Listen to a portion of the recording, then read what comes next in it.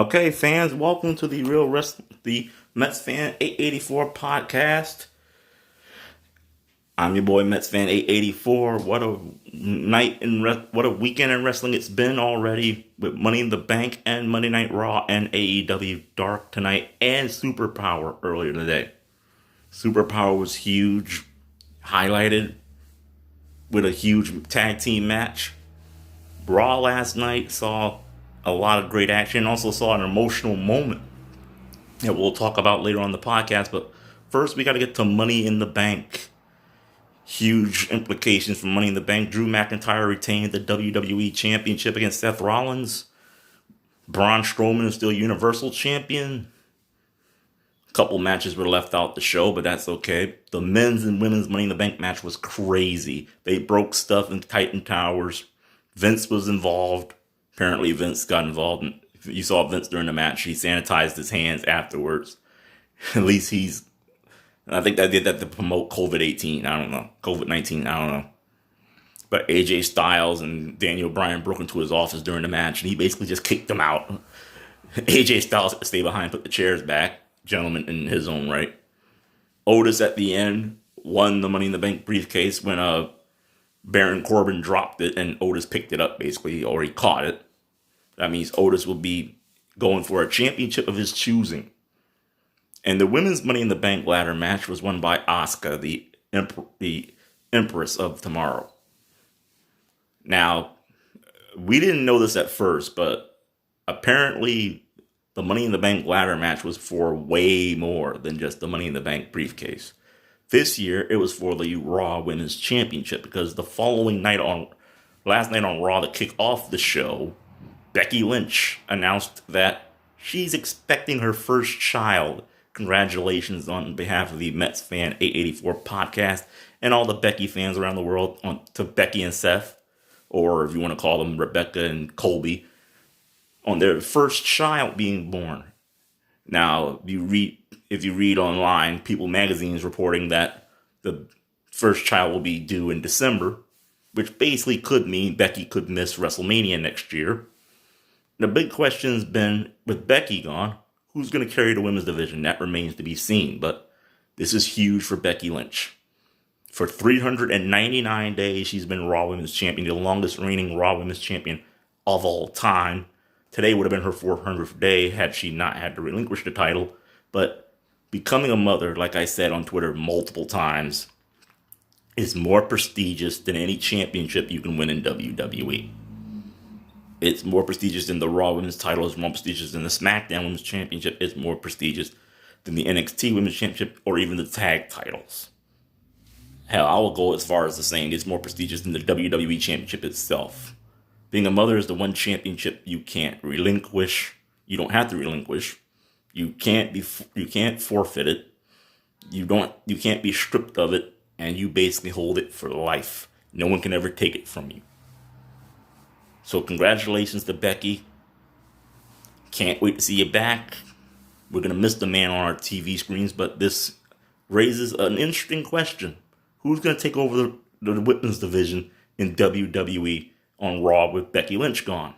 That remains to be seen, who's going to be the first to step up to Asuka as champion. So apparently, I think last night, if you want to be really upfront about it, WWE turned Asuka babyface. I basically think last night was one of those predetermined, one of those spontaneous babyface turns we saw with Lacey Evans last November. Now, I'm going to be honest with you people. Yes, your man cried a little bit Sunday night after Lacey got close once again to a championship opportunity, or in this case, a championship, then lost. But knowing what I know now, that it was for the Raw Women's Championship, part of me is saying there was no way nobody from SmackDown was going to win that match. If it was for the Raw Women's Championship, and I don't know, at the time they didn't know it was going to be for the Raw Women's Championship, there's a good chance that nobody was going to win that match from SmackDown. Or else that would have basically gave WWE the same headache it would have gotten had Melina defeated Trish Stratus back at Survivor Series 2005. WWE corporate would have had to decide what to do with a SmackDown woman holding a Raw championship. Probably would have resulted in a trade. Probably would have resulted in a brand switch. And speaking of brand switch, this brings up something WWE is bringing up to hopefully, I think they're trying to do it to boost ratings or make it more interesting. The brand invitational, which means that anybody from SmackDown can come to Raw. Anyone from Raw can come to SmackDown. Anyone from Raw or SmackDown can come to NXT. Anyone from NXT can come to Raw or SmackDown.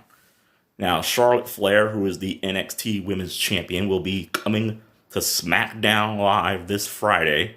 And what be interesting to see what's going to happen when the Queen comes to the Blue brand. A lot of people think somebody's going to step up to try to take the NXT Women's Championship from her. I'm, for one, hoping so. I don't care who it is. I don't care if it's Carmella. I don't care if it's Dana Brooke. I don't even care if it's Lacey Evans. If Lacey Evans steps up to Charlotte for the NXT Women's Championship, I will be more than happy.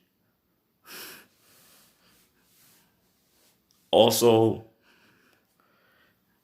The Miz and John Morrison still continue to be bitter over losing the WWE. Still continue to be bitter over losing the WWE SmackDown Tag Team titles because New Day defeated them and the Forgotten Sons and the Lucha House Party in a fatal 4-way for the titles this past Sunday at Money in the Bank. Oh, and program though, if you haven't checked out The Undertaker: The Last Ride, check it out. Part 1 is up on WWE Network right now on demand. Check it out. It is awesome. You hear some great retrospectives on The Undertaker from Hall of Famers, people who battled him in the past, people who followed him in his career, and who really hasn't followed The Undertaker in his career. He's the greatest WWE superstar of all time. I know I have my faves, but yeah, there's nobody like The Undertaker. Nobody has recreated himself. Nobody has recreated this business as many times as he's done. Tonight on WWE Backstage, they talked about WrestleMania 3. Now, this was a WrestleMania that took place at the Pontiac Silverdome. Some epic matches part of that card, including Ricky the Dragon Steamboat versus Randy Savage for the Intercontinental Championship. They had Ricky the Dragon on tonight. And, of course, the big moment with Hulk Hogan slamming Andre the Giant. I'm quite sure right now, because I have the TV off and I'm in my room, they're talking to Hulk Hogan about him slamming Andre. That was a huge show. And apparently Otis got some advice from CM Punk tonight to watch his back when he's Money in the Bank. Punk, it's the men's Money in the Bank briefcase. Him and Tucker Knight have known each other their entire careers. I'm quite sure Tucker ain't gonna try to steal it. And when it comes to Mandy, I think WWE is basically cemented on making that like a running theme with him and Mandy, because this thing is actually kind of catching on. People are actually starting to like this. So I see basically, and I think Otis said that he's planning on cashing in sooner rather than later. So who knows? Could be Friday. He could cash in on Braun. We could be calling Otis Universal Champion as early as Friday. And speaking of Friday, big news from the United States government. I know I don't mean to step out of wrestling and talk about the COVID-19 pandemic, but New York City will be partially opening on Friday. Partially. I don't know what that means, partially, but I'm just glad to see some parts of the city opening. You'll hear more about that in the news tomorrow and Thursday, I'm quite sure. AEW Dark featured some great action. The Private Party won. Jurassic Express won a match. And my doctor, the greatest dentist in the world, Dr. Britt Baker, you can follow her on Twitter at RealBrittBaker on Twitter, won a match tonight against, I don't remember who the chick's name was. But it was a good match, and Britt will be a part of a fatal 4-way match tomorrow night to decide the number one contender for the AEW Women's World Championship, and Nyla Rose. Britt's going to win that. That's not a spoiler. That's not a prediction. It's a guarantee. Also tonight on NWA Power, we had a triple threat match. I think it's Ashley. Yeah, it was Ashley Vaughn, some chick named Steele, and Marty Bell. Marty Bell lost, of course. And I think we're going to have a triple threat match coming up soon between Allison Kay, Melina, and Thunder Rosa for the NWA Women's Championship when NWA returns, whenever that is. They're doing some other new show. You'll hear about that if you watch today's Superpower. It's on YouTube, their YouTube channel, the NWA YouTube channel. Subscribe and hit the bell thing to get your notifications so you can know when the show starts next week at 6:05. While you're at it, subscribe to my channel because I'm planning on doing some huge things with this podcast in the upcoming future.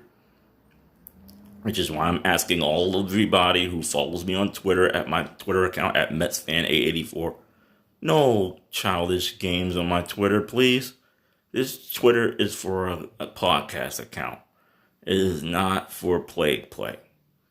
This is not like all my other Twitter accounts. This is not for play. This is not for joke. This is for podcast. Also, tomorrow, now I don't know what's going on tomorrow now in NXT because they haven't advertised it yet. I know they're doing the big fatal 4-way over on Dynamite tomorrow. Chris Jericho is going to be in action tomorrow. It's going to be huge. I'm mad. He's still calling himself Le Champion, even though he's not a champion. The Exalted One, Brody Lee, will be there live ahead of his big match against John Moxley at their next pay-per-view, which is on May 23rd. The next pay-per-view for AEW. It will most likely be on Fight TV. You can order it on Fight TV. And I don't know how exactly this is going to go, but earlier today it was announced that the commissioner of the MLB, the Major League Baseball Association, has announced that baseball season will be happening this year. Maybe not. It depends, because I don't think the players are happy about it, but season's scheduled to begin on July 4th. It will be a modified season. There will be no fans, which basically means it's going to be a lot of baseballs being hit into the stands and just bouncing back. That's going to be weird as hell. Same thing probably going to happen when football starts. We're probably ain't going to do no fans by then. Because who knows when this thing's going to be over. Who knows when they're going to be allowing people back in arenas again. Could be another year or two. Because if you believe anything CNN says, and nobody does, especially after they screwed up the last election, our numbers keep going up. Something we're doing wrong here or something? Or just CNN trying to make stuff look worse than it is? This pandemic is bad, I know, but CNN's trying to make it look like it's the end of the world as we know it.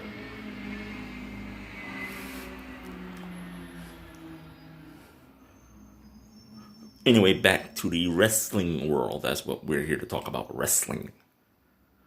I don't know how many of my subscribers or how many of my followers on Twitter were around at WrestleMania 3, but I was not really into wrestling that much back then, so a lot of WrestleMania 3 I won't remember.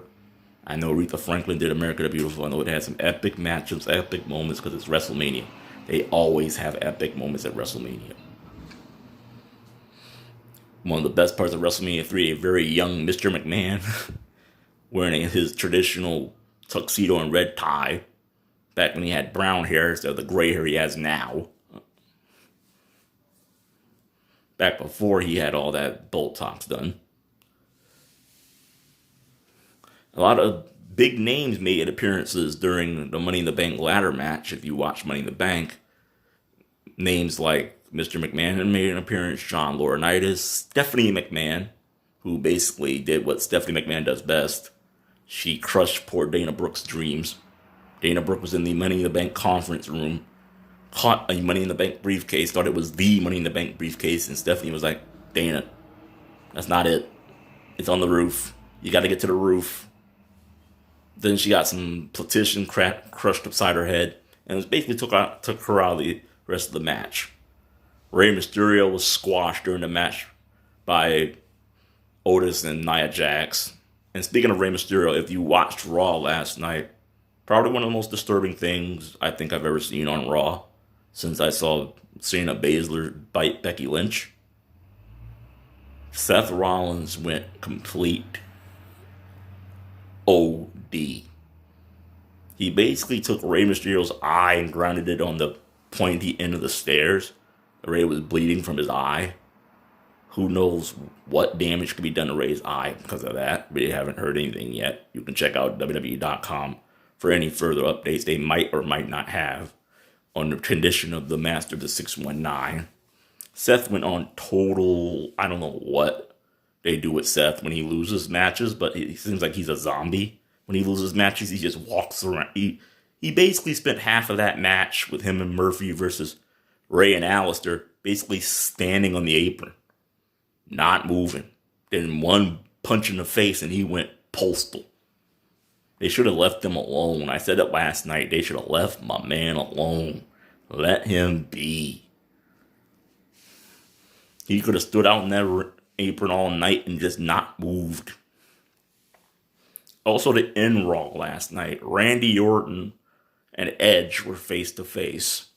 Orton brought up the match at WrestleMania, which was probably one of the greatest matches on that card, and said that the better man won at WrestleMania because it wasn't a wrestling match. And he basically said he was a better wrestler than Edge.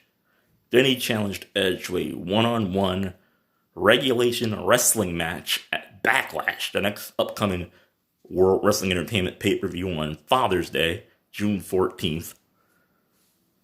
Location unknown. We don't know where the location is going to be.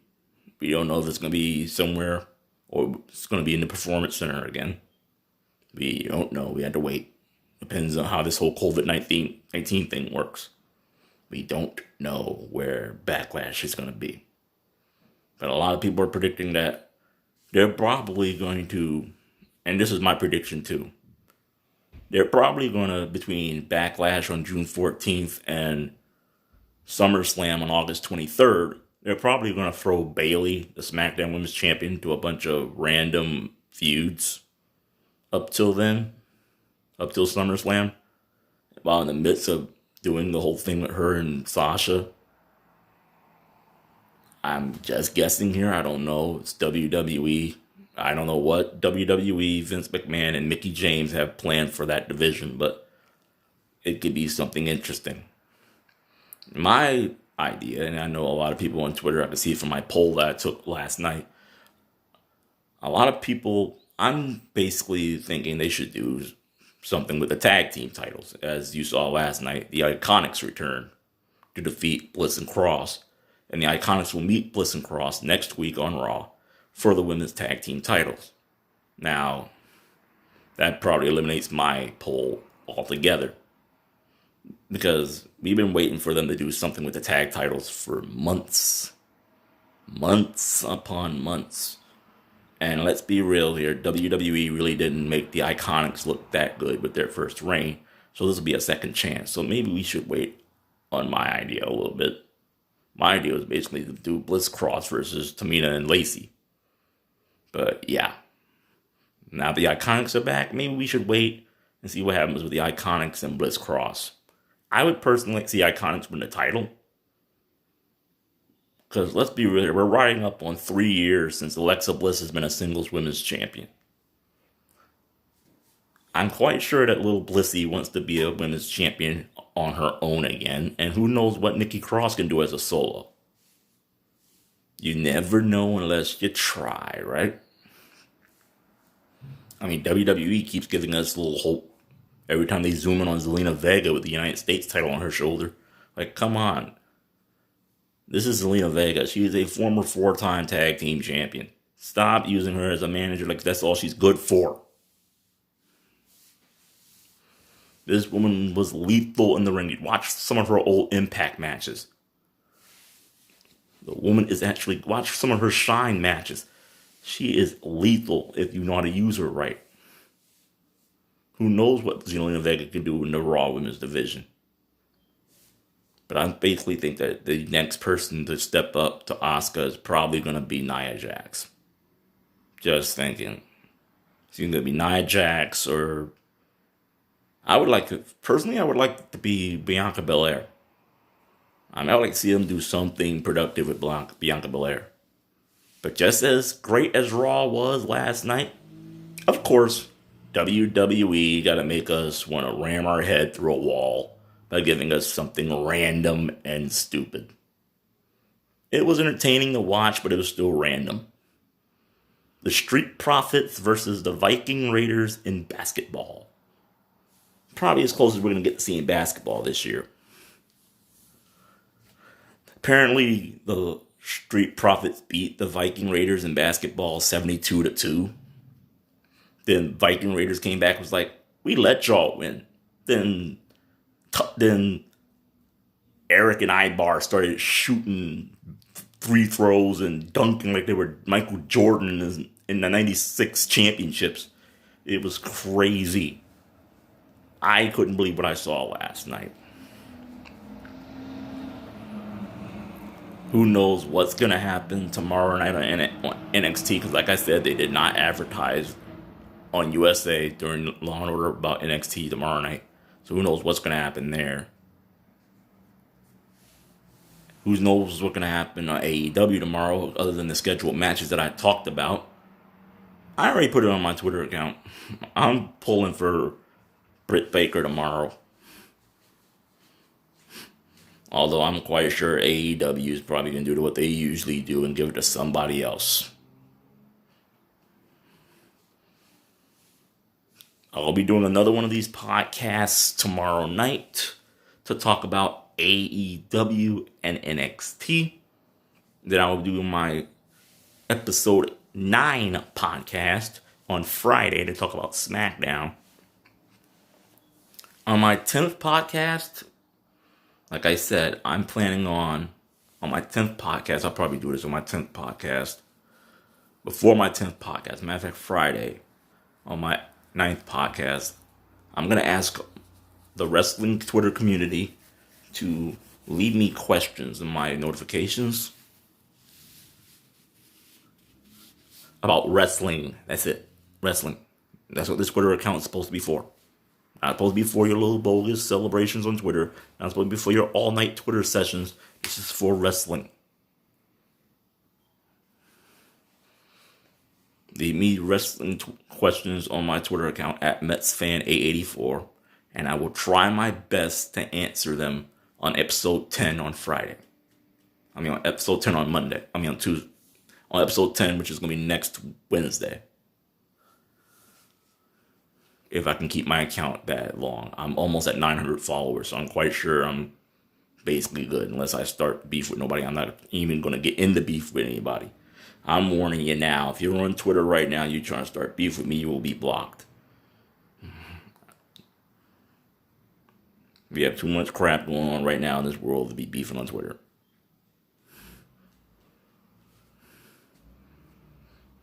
Anyway, I'll be talking to y'all tomorrow at the AEW/NXT.